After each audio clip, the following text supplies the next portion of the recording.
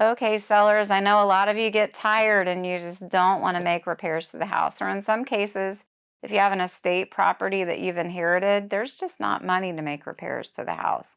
But what actually happens when you don't make repairs to your property that you're going to sell? Before you get a contract, the house is just super hard to sell, even if you price it right and we do the correct calculations to get it on the market in its condition that it's in right now, sold as is. It's just harder. It's a harder sell, especially right now when prices are historically high and buyers have to be really careful about what they get themselves into due to their higher payments. It just makes the house harder to sell. Like I said, even if you price it with the comparables or lower, you account for all the things that need to be done, it's still going to be a hard sell unless you price it for an investor, which most people do not want to do right now. They kind of price them up toward the owner occupants instead. So just understand that if you don't make repairs, it's going to be a harder sell no matter what. After you get under contract and you start going through inspections, most of the time you wind up making them anyway in order to make the deal work for the buyers.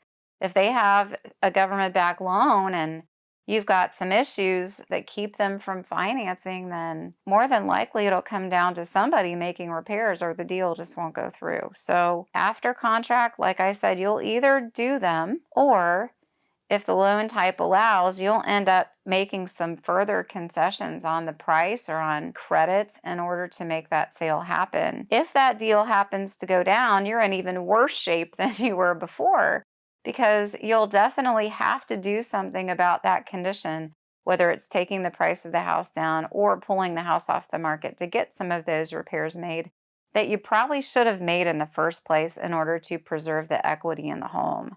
So just understand that if you have a house that's in disrepair, number one, you have to do the best you can to price it with the comparables or under, not over.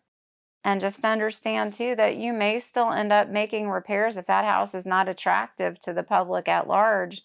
You'll probably still have to end up making some repairs or some major concessions in addition to a lower price in order to make that happen.